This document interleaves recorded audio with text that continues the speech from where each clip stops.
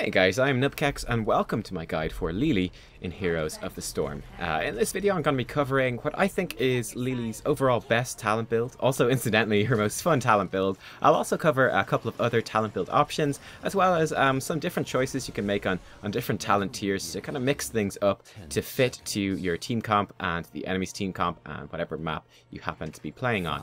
I'll also cover Lili's strengths and weaknesses and some kind of advanced gameplay tips in how she might operate differently from some of the other supports and what you should be looking to do.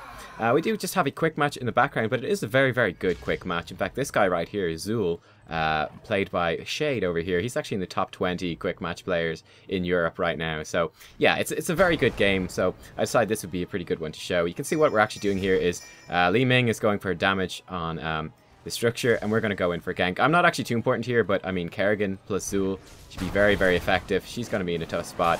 You have the root coming in from Zul. Fortunately, Kerrigan completely fluffed her thing, but Zul picked it up anyway. There you go. So first kill, not too bad. All right, let's talk about Lili's abilities, just what they do very briefly, and then we'll talk about how we're going to use our talents to kind of amplify those. It's interesting actually. Lili, her talents don't overly change her gameplay, as opposed to some other heroes who could change quite drastically depending on what talents you pick. Lili tends to operate relatively similarly regardless of what you choose. So let's go over these very, very quickly. So her trait, first of all, is fast feet. You can tell she's a bit of an older hero, opposed to, say, the newer heroes where their trait is much more of a core part of their kit. It doesn't really synergize with the rest of what Lili does, but it's still quite nice. So upon taking damage, you gain 10% movement speed for 1 second. Bear in mind this is any sort of damage, and there's a lot of incidental damage that does go out during Heroes of the Storm, like little AoE attacks or like a random basic attack or minions or mercenaries. This triggers actually quite frequently. It's also very, very effective against, say for example, melee heroes, melee assassins that are trying to stick to you. It gives you that little bit of an extra speed boost that you can just kind of zip out of the way and kind of survive. It's very, very nice indeed. Her Q is Healing Brew. This is a very short cooldown, 3 seconds only, and a very low mana cost too, and it heals for a good amount. One of the interesting things about this, and about several of Lili's abilities, is that it will automatically pick the target for you, which makes Lili a really nice character to do as potentially your first support. Like if you're looking for, you want to pick up a support character, you've never played support before, I highly recommend you pick up Lili. She's just a really great character in general, because of this, because you're gonna see we go through these. She's quite mechanically simple, and what I mean by that is that her abilities are fairly easy to use. It's not too complicated. Say for example, like Tyrande over here is much more difficult. As to when exactly you should use them or aiming them it's much more difficult than Lili. Lili's much easier mechanically, which means that she can be a good hero to use if you want to train yourself on kind of more advanced skills like positioning, timing, map awareness, and so on. You can see really interesting here actually. So you see that's a really good play by Zul right there. He knew that, obviously if maybe a less experienced player would kind of panic a bit and just try to run straight away, Zul actually, he sees the stun is coming in and he just walks right around it, knowing that he'll take a little bit of extra damage, taking more time, but it will save him a lot of damage in the long run, and that helped him get out alive, which is very, very nice. Lili's W is Cloud Serpent, and this is actually the ability that I recommend kind of focusing on in your talent builds, and I'll explain why when we get to the talents. But basically what this does, got a 10-second cooldown. You throw Cloud Serpent onto someone, you'll see it here, and you'll see this little bar counting down beside him. You can see the serpent is following her. It's got this little timer bar right there, and then disappears. So it lasts for 8 seconds by default. Has a 10-second cooldown, and this will just kind of float beside someone, and it will shoot them, and well, shoot enemies around there, and just do a little bit of extra damage. So it does a bit of extra damage. I'll explain why, as a support, you want to be putting talents into that. Then on her E, you've got Blinding Wind. Again, 10-second cooldown, and what this will do, again, automatically target stuff like the Cloud Serpent. You put it on someone, and it automatically targets whatever enemies it wants to. Her E will automatically target the 2 nearest enemies, prioritizing heroes. The most important thing it does is that it will blind them for 2 seconds, so all of their basic attacks will miss. It's really, really strong against, again, melee assassins like Zeratul. I can blind Zeratul right there, and then he knows, well, he can't just stand there and smack Sylvanas, because for 2 seconds all of his attacks are going to miss. So he kind of had to back up there, and that helped us out quite a bunch. This is actually a very powerful ability, and using it preemptively against an assassin is going to do a lot of burst. It can be quite good. You can see here I'm being kind of ballsy. Just went up and smacked her in the face, just knocking her off her mount and distracting them. See my fast feet there, that 10% helping me get out of Tyranda's stun. I think if I didn't have fast feet, that would probably hit me.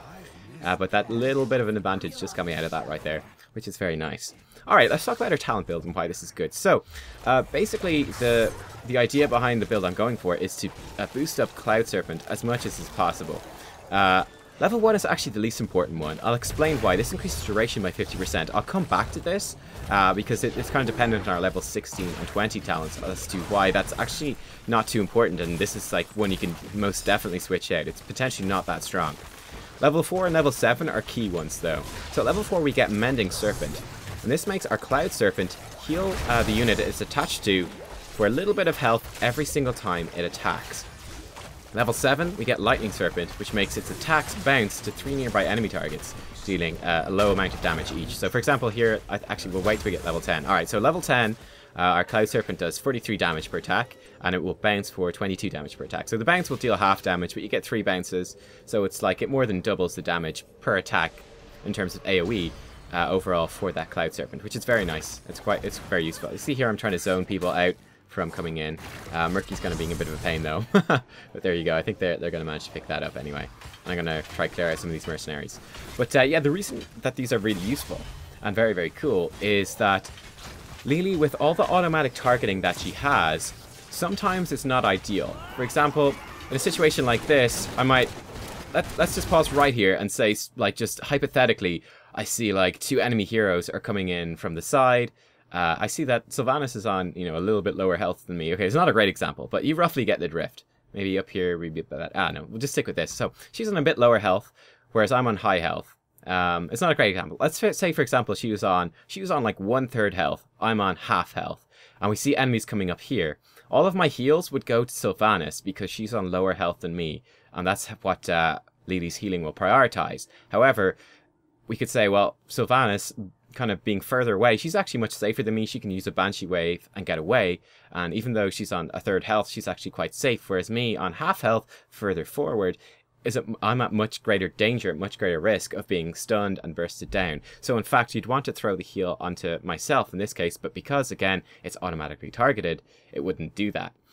What Cloud Serpent does, what this Mending Serpent does, is it allows you to kind of preemptively target a hero to receive some healing, which is very nice. So I can say, for example, okay, I know that Zul is going to be taking quite a lot of hits in the next 8 seconds. I'm going to throw that Mending Serpent out on him, and then that's going to do like a little bit of extra healing for him over those 8 seconds when I know he's going to be in some danger. You can see she almost got away there, actually. I should have hit her with my E immediately, but I was trying to be a little bit greedy and just take her down with the Cloud Serpent, and she almost escaped, which is kind of dumb, but there you go. Yeah, so I mean, this is really nice. Again, like, it's a small amount of healing, but it does add up. You want to try to throw this onto heroes in melee range as much as possible. Basically heroes that will be standing in range for that Cloud Serpent to attack. They're also the heroes that are probably going to be taking a bit more damage. So typically like melee assassins, melee warriors, melee specialists, stuff like that are going to be your ideal targets for your Cloud Serpent most of the time. Again, Lightning Serpent's really nice. You can see it helps. It doesn't do a ton of damage, but it does do a bit. It helps you with solo laning, because sometimes you do have to solo lane to get some XP. For example, here I'm trying to push this out so we have a little bit of vision for trying to get to this tribute, though. With Sylvanas dead, it's not really ideal at all right here. But anyway, level 16 is the final strictly Serpent talent, which is the Serpent Sidekick. It will give you a Cloud Serpent anytime you give it to an ally. So it basically doubles the value of all these other talents. It makes your ability twice as effective. It's really, really good. It's really strong. You see, we're just kind of posturing back and forth right here. It's quite interesting. I think they actually catch us out, and they get a really good fight because Sylvanas is so far away. Okay, so again, let's just check out this fight, see what happens. Okay, so, let's see what happens here. Our team are fighting. I get jumped on by Zeratul and Murky, and I get blown up before we can do anything. Again, a really bad idea for us to push in and try to take a fight right there, when, again, Sylvanas was still, I think, around over here when we initiated that. So yeah, they were 5, we were 4. They got us in a really good flank. Zeratul and Murky were able to get in on me at the back and just blow me up. Yeah, that went very badly for us in the end. Oh well. Lesson learned, lesson learned. Let's check out then, and this is one of the weaknesses of Lili, and also something that, a weakness that I think can often be actually overemphasized, which is in terms of her heroics. So we do have the Water Dragon heroic, This is, as you can see, 45-second cooldown, very short cooldown. But summons a water dragon. After a short delay, will hit the nearest enemy hero, and all enemies nearby will do a decent chunk of damage, and will slow their movement speed by 70% for 4 seconds. It's actually not a bad heroic, though it's the one you see being taken very, very rarely, because typically on Lili you're looking for someone who can do a lot of healing. And if you don't take the jug up here, you don't have a whole bunch of burst healing. So typically jug is the one you're going to go for. It's more useful overall. What this does is you'll channel for 6 seconds, and over those 6 seconds you'll see these jugs coming out. You'll see it next time I get to use it. They will target the lowest health hero, again, automatically targeting the lowest health hero.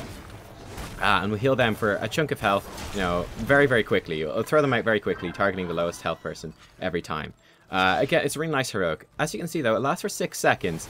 So when you start using it, it can happen that you can be stunned out of it, or interrupted, or silenced, or just stopped casting it in some way, shape, or form, which can kind of neutralize the effectiveness of the heroic. Now, people can sometimes overemphasize just how risky it is. I remember I took a break from the game for a few months, but like about maybe 4 or 5 months ago, I remember this happened. Everyone was saying, well, Lili's really bad. Why is she really bad? Well, when she starts doing the jug at 1,000 cups, well, you just interrupt her and then she can't do anything, right? It's just completely wasted heroic and she's rubbish. Then it emerged, okay, that in fact Lili was the #1 win rate hero in the entire game. She was winning more games than any other hero. And everyone was like, well, why is that the case? You can see here, it's just throwing out these little jugs. You can see them like flying over the Tashdar and doing plenty of healing. And then it just switches around depending on who is at the lowest health at a given time. Everyone's like, well, how is she doing so well? The thing is that, obviously in competitive play, in professional play, the stuff you'll see on streams and in tournaments, she's not that strong because, yes, those guys can interrupt it very easily.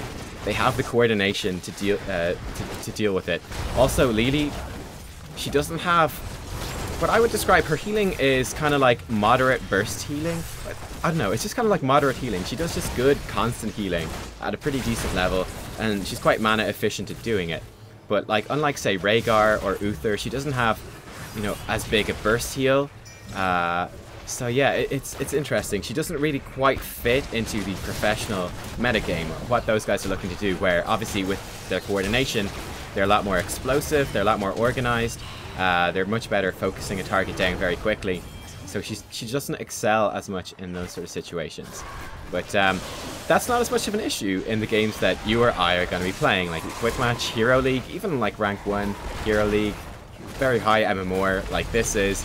Again, it's not going to be too much of an issue too often. I think you'll see that first heroic I did was interrupted. I don't think any other heroic I do in the entire game is ever interrupted again. It's just, will the enemy team have tools for interrupting it? Maybe not. Even in drafting, are they going to be able to draft something that can interrupt it? Maybe not. Will they have the coordination to stop you from casting that heroic?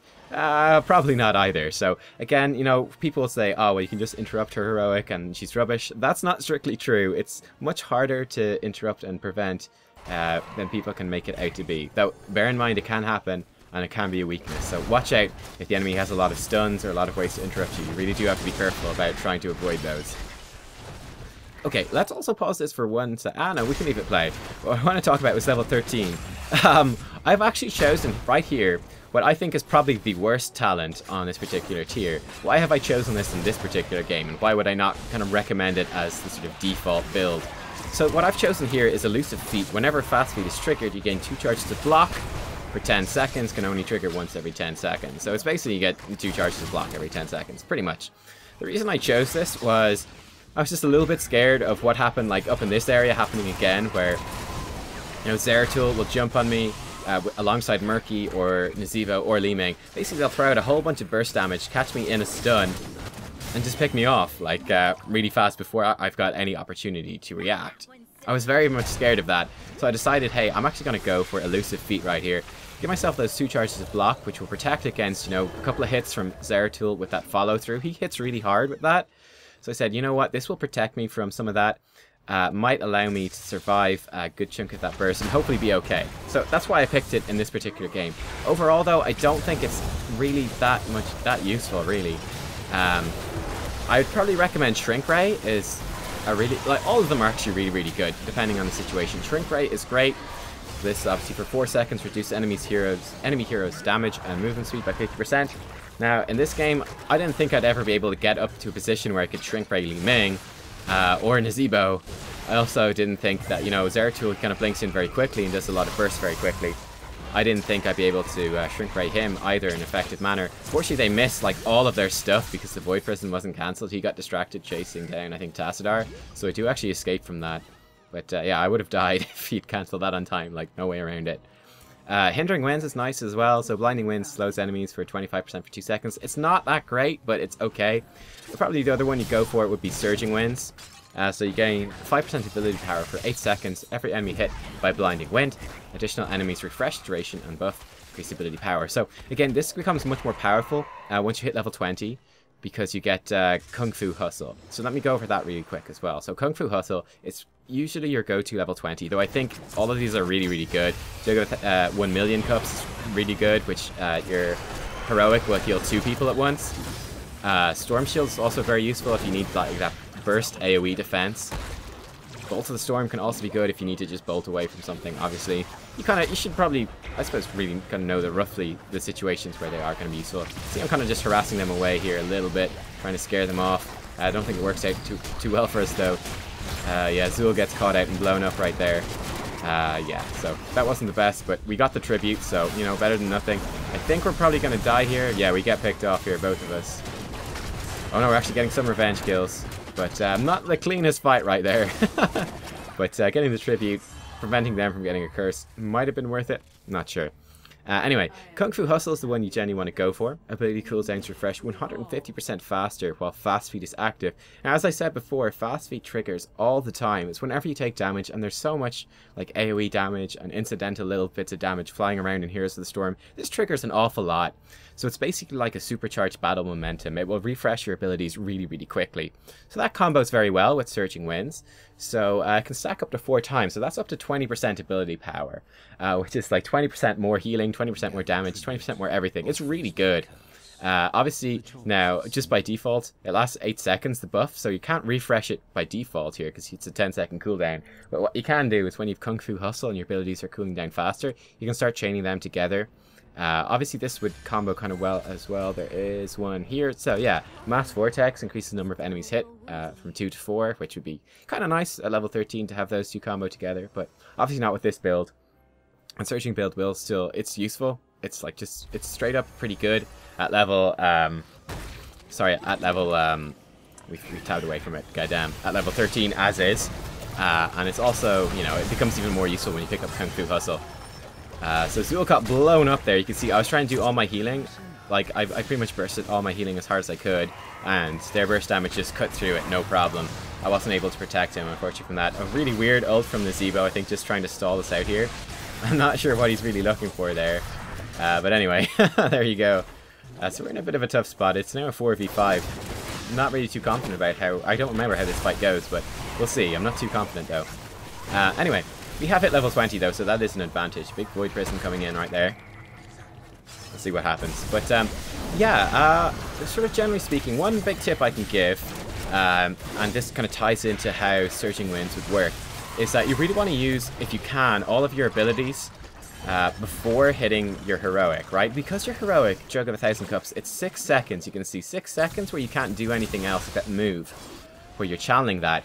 Well, that gives, you know, a lot of your abilities will be, if you cast them right before you use this, they'll be almost off cooldown. Indeed, your Q will be off cooldown by the time you finish casting it, which means that you can get off a big kind of chunk of like damage and healing, then, you know, do your burst healing with your ultimate, and then, you know, come out of it and be ready to do pretty much all of your stuff all over again. And also that combos really well with Surging Winds, because you hit people with your Blinding Wind, you get that 10% bonus ability power, and then you go straight into your heroic and get 10% more healing out of the heroic, which is really good. We actually catch them out doing our boss here. Big mistake by them. We get 2 kills, and we also pick up our boss basically for free.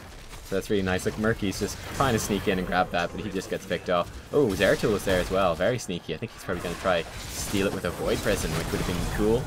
Unfortunately, didn't work out. In fact, he just pretty much gets killed. You can see my heroic just pretty much healed both of these guys up to almost full health from basically almost no health, which is a really big deal. Murky's egg was actually right there. He saw us coming, though, and moved it, which is quite interesting. So we're calling the GG here. Myself and Zul, this is GG at this stage. There's, you know, at this late in the game with 4 of them dead, that's it. With the boss coming in too, game is over. But yeah, oh, I hope I've covered everything I meant to cover. We actually got through the game quicker than I expected. Yeah, basically with Lili, one thing you can do, and one thing that you saw me doing that I want to mention before we end, is that you can really harass people quite strong in lane. I actually recommend, if you want, to check out another Lili game. I'll link it here in like an annotation or in the description. Oh, I've actually kind of stuck this thing. Let's rewind a little bit, and hopefully I haven't ballsed up the replay here. I was trying to pause it right before the core got destroyed, so we could check out stats and stuff. Oh god, yeah, I've got us stuck to the core. Okay, well, oops. Oh well. We'll pause it right at the end anyway and check out the stats and so on. So yeah, you can see actually that my damage is actually quite good. Our Tassadar did go for, I don't know what build he went for exactly. He got second strike and no static shot. He went for a weird one, let's put it that way. He went for a weird build here, but he does have Archon and Twilight Archon. But you can see I actually did quite substantially more damage than he did, hero damage. He did a lot more siege damage, of course. But Lili does a deceptive amount of damage. She does more damage than you think she would do. You can see also turned out an awful lot of healing. Double what Tassadar did, and kind of just 50% more than Tyrande did. So Lili does do good healing. She's quite solid, and yeah, it's a deceptive amount of damage that you can churn out. In fact, let's switch back over to the actual Lili things with the Cloud Serpent build. It does that, you know, that deceptive amount of just kind of AoE hero damage, which is quite nice. So yeah, what I was saying is I will put in the other game here, which I'll link to it, and you can check that out if you want to see me playing another game of Lili and see kind of how that goes. It was my first time playing Lili after my break, so I was a little bit rusty, but you still get a pretty good idea. But what you see in that game is I'm solo laning for a good bit of it against the Li Ming. And this is before Li Ming got her nerfs. This was at her initial release. And you can see that I basically just like kick her ass because Lili just, Lili's actually a bit of a bully. And Li Ming can't deal with her too well. And you can do this especially to melee heroes. You saw me do this a bunch in this game as well, was that I would kind of, you know, run up to the enemy team, like when they're kind of running past, and I just like melee, like not melee, I throw out a basic attack to knock them off their mounts, or just be kind of annoying. And that's because Lili's quite hard to kill with that little bonus movement speed, and with the healing she does, with the Cloud Serpent constantly healing her, and with her very mana efficient heals. She's quite tough to kill, and yeah, she can be a big pain in the ass for the enemies to deal with. Let me just quickly go over, let me quickly rewind and go over a couple of other builds you could look at as well. Again, I'm sorry that this, you know, I didn't expect to go into so much detail, I suppose, over Lili, so I apologize if I haven't necessarily covered everything I wanted to in the initial game right here. It's always a struggle making these hero guides, you know, do I keep them really short and not give that much information, or do I give as much information as possible? Let's take a quick look at some of the other things you go for. So I think Conjurer's Pursuit is really the other one to go for at level 1. I'm not really taking on Protoss at all. I don't think that's good. Gale Force, I mean, I don't think it's great either. I think Conjurer's Pursuit is probably overall the best one to go for. A Timeless Creature is nice up in the Cloud Serpent build. It's nice to go for, and only in the Cloud Serpent build, by the way. Don't pick it if you're going to go for a different build.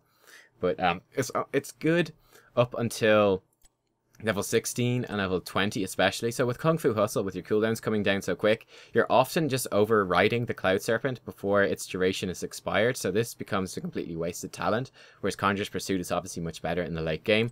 Also, the Serpent Sidekick, you get a Cloud Serpent whenever you cast it on an ally. You're probably going to be casting this Cloud Serpent about every 10 seconds as soon as it comes off cooldown.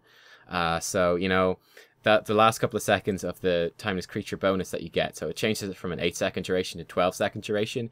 If you're refreshing it every 10 seconds, you know, you're only getting an extra 2 seconds out of it. It's not the best, per se, when you're refreshing it on yourself. So, again, it doesn't synergize too well with the level 20 and a little bit with the level 16 talent. So, bear that in mind. I think Conjurer's Pursuit, if you want to just go for Conjurer's Pursuit always on Lili, I think that's a really good option. Let's go look at a couple of the other talent builds you could go for. So, Mending Serpent is just generally really good. The duration of Blinding Wind, you can increase it by a second, which is not bad as well. It depends on whether they have a lot of, say, melee attack heroes. Like if they've got Illidan or the Butcher or something, this could be a really good one to go for. Healing Ward's not that good. Mass Vortex is quite nice. This also makes it easier to target the heroes that you want. For example, you know, you might see a Greymane is about to jump in, but it's hard to blind him initially. You have to time it really, really well, because, you know, if he's at the back and he's got 2 warriors, for example, in front of him, or a warrior and a melee support or something, the Blinding Wind will target the 2 nearest ones, not the Greymane. And Greymane can jump in and do a bunch of burst damage. Hitting 4 targets makes it a little bit easier. And it also combos well if you do pick up Surging Winds at level 13. You get that kind of, extra 10% ability power, like really early in the game before you pick up the Kung Fu Hustle. So it can be good in that sense.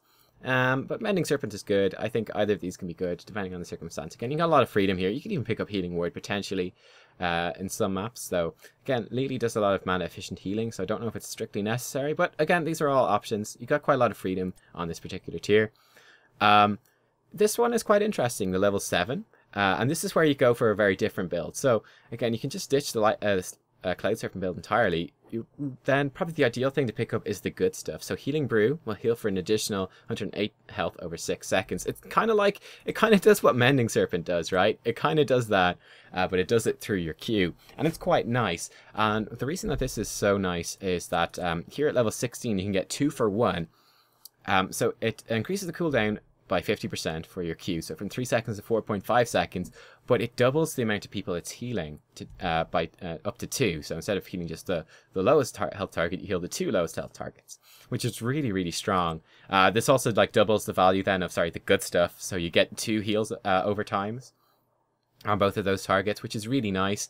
And then also, it's doubly nice because, hey, you know, then the longer cooldown doesn't matter too much, because you get even more value out of the good stuff here. So if you're healing them every 3 seconds, you know, you might only get half of this out, and then you override it with a new one, and override with a new one. So, you know, the 6 seconds might only effectively be a 3-second heal over time, whereas you'll effectively get a 4.5-second heal over time when you're doing 2 for 1. So they combo together really, really well. Another option is to go for Pitch Perfect, which reduces the mana cost of Healing Brew, so you can kind of spam it a bit more. Though I think, like, she doesn't have too many mana problems in the first place, and with Conjurer's Pursuit you should be pretty good. And if you pick up the good stuff, I'd pretty much say you should definitely pick up 2 for 1 right here. If you pick up Pitch Perfect, you can go for Herbal Cleanse, which can be nice too. So what this does, it makes Healing Brew remove all silence, stuns, slows, roots, and polymorphs, increase the movement speed of the target by 20% for 3 seconds. That's pretty cool, right? And that does a lot of stuff. The big issue with this isn't as good as it sounds, and the reason is that obviously it only automatically targets the lowest health target. You cannot choose who this goes on. If you could choose who it went on, this would be ridiculously strong, like ridiculously strong. But because it's automatic, it might not always target the person you want. But the ideal is that, you know, with Pitch Perfect, you can be spamming this out for that movement speed bonus like all the time, and, you know, just removing all that stuff is pretty great. So that is an option as well. Safety Sprint up here, level 16, pretty rubbish. I don't think it's really that good. You know, while under 50% health gain more movement speed, you know, I don't know. I just don't think it's ideal. The other things are just too strong to make that really valuable. Again, we've already covered level 13. Water Dragon can be good if you're in like a multi-support composition, though I think Jug of 1,000 Cups is just too strong overall. It does a lot of healing very, very quickly. It's just really, really good. And then level 20, again, you can pick pretty much anything here is really good, depending on the circumstances. Kung Fu Hustle, just obviously amazing in general. Just synergizes with everything phenomenally well. It's like supercharged battle momentum, so strong. Storm Shield, if you're really worried about like big AoE bursts or big AoE wombo combo, like, I don't know, like Jaina, Ring of Frost, and ETC Mosh or something like that, and you want to like just give everyone a big shield to just survive that huge big AoE burst. Bolt of the Storm if you're like getting caught out and just need to bolt out. Not that useful. I'm actually not sure. And this is bad, but I'm not sure if you can use this while you're using Jug of 1,000 Cups. I'm going to presume you probably can't, which is why I probably wouldn't recommend it. I've never used it. Obviously, I nearly always go for one of these ones instead. I've never needed to use Bolt of the Storm with Lili. I've always felt like I can position quite well, especially with fast feet. But if you did need to take it, just bear that in mind. It mightn't work while you're channeling stuff. Jug of 1,000,000 Cups is cool. Hit 2 targets at a time, so doubles the effectiveness of your heroic, which is nice. And yeah, there you go. She's really good. Like, people tend to look down on Lili and think she's awful. I don't think that's true. I think she's a lot better than people think. And she's a really good starter support because, again, because her things automatically target, you don't have to worry too much about how you use the ability. So you can more so on like the timing of your E and the timing of your ultimate. Just timing them out properly. You know, W and Q are fairly mindless, to be honest, and fast feet is just like a passive thing that's just a nice passive benefit you don't really pay attention to too much. So yeah, like, it's just really awesome. Let's just play through this, and you can check out health bars and healing and stuff. But it's worth. I hate being stuck. Goddamn observer thing bugging out. Oh well. But yeah, there you go. Lili's cool. Yeah, look, thank you guys for watching. Check out my other hero guides. You can also check out that other match I mentioned, playing more Lili. And yeah, I'll see you all next time. Bye-bye.